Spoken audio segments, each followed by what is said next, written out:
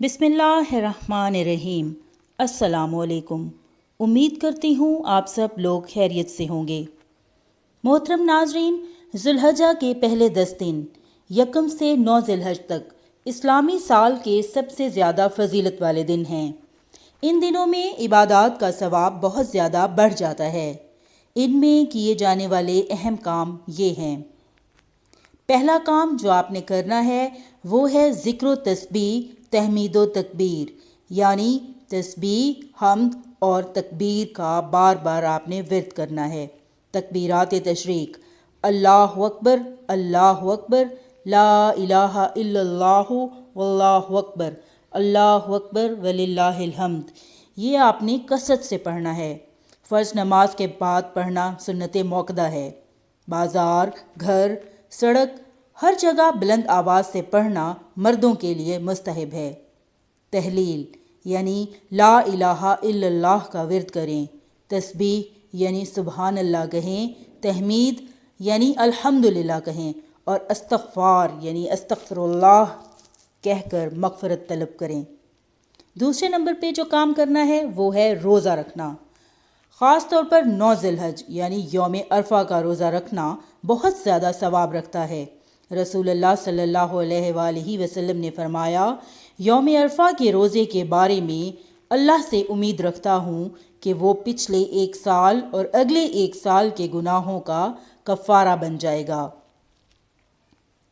ناظرین، پہلے 9 دنوں یعنی یکم سے 9 ذی الحج کے روزے رکھنا بھی بہت فضیلت والا عمل ہے، خصوصاً یوم عرفہ کا روزہ۔ تیسرے نمبر پہ کرنے والا کام نمازوں کی پابندی کریں۔ 5 وقت کی نمازوں کو ان کے اوقات پر باجماعت ادا کرنے کی کوشش کریں۔ نوافل نمازیں پڑھیں، یعنی تحیۃ الوضو، سنن موقدہ، تہجد، اشراق، چاشت اور اوابین کی کثرت کریں۔ یہ سب نفلی عبادات ہیں۔ اس کے علاوہ قربانی کرنا۔ 10 ذی الحج کو استطاعت رکھنے والے پر قربانی واجب ہے۔ قربانی کا جانور ذبح کرنا یا ذبح کرانا، یہ عمل حضرت ابراہیم علیہ السلام اور حضرت اسماعیل علیہ السلام کی عظیم سنت کی یادگار ہے۔ 5واں کام ہے حج۔ حج ان لوگوں کے لیے جو استطاعت رکھتے ہیں۔ انہی دنوں میں حج کے ارکان ادا ہوتے ہیں۔ جو شخص حج پر ہو وہ حج کے تمام مناسک پوری دیانتداری، خلوص اور سنت کے مطابق ادا کرے۔ 6 نمبر پہ جو کام ہے وہ ہے صدقہ و خیرات، یعنی ضرورت مندوں، رشتہ داروں اور مساکین پر خرچ کریں۔ اس کے علاوہ قربانی کا گوشت تقسیم کریں اور قربانی کے گوشت میں ان لوگوں کو شامل کریں جو قربانی نہیں کر سکتے۔ یتیموں، مسکینوں، ضرورت مندوں اور غریبوں تک قربانی کا گوشت پہنچائیں۔ 7ویں نمبر پہ جو کام ہے وہ ہے تلاوت قرآن پاک۔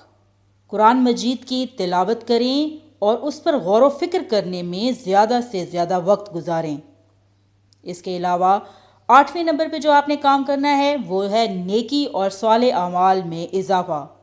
والدین کی خدمت کریں، صلہ رحمی یعنی رشتہ داروں سے اچھے تعلقات، پڑوسیوں کے حقوق ادا کریں، اخلاق حسنہ اختیار کریں، اپنے غصے پہ کنٹرول کریں اور برے کاموں سے بچیں۔ رسول اللہ صلی اللہ علیہ وآلہ وسلم نے فرمایا، اللہ تعالیٰ کے نزدیک ان 10 دنوں سے زیادہ عظمت والے اور ان میں کی جانے والی نیکیاں اللہ کو زیادہ محبوب کوئی دن نہیں ہیں۔ لہٰذا تم ان دنوں میں کثرت سے تحلیل یعنی لا الہ الا اللہ، تکبیر یعنی اللہ اکبر اور تحمید یعنی الحمدللہ پڑھا کرو۔ 9واں کام جو آپ نے ذی الحج کے پہلے 10 دنوں میں کرنا ہے وہ ہے 9 ذی الحج کی خاص عبادت یعنی یوم عرفہ کا روزہ رکھنا۔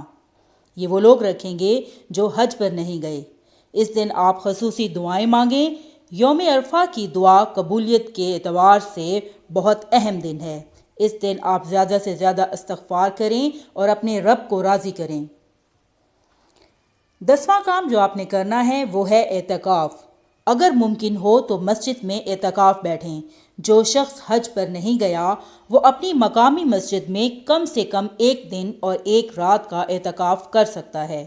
ذوالحج میں اعتکاف کرنے والا عید کی نماز سے پہلے پہلے اپنا اعتکاف ختم کر لے، کیونکہ عید کے دن مسجد میں اعتکاف بیٹھنا درست نہیں ہے۔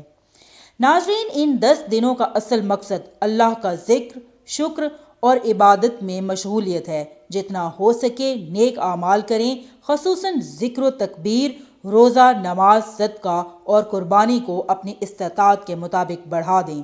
جو حج پر نہیں جا سکتا وہ گھر پر بھی ان عبادات کے ذریعے ان عظیم ایام کی برکات حاصل کر سکتا ہے۔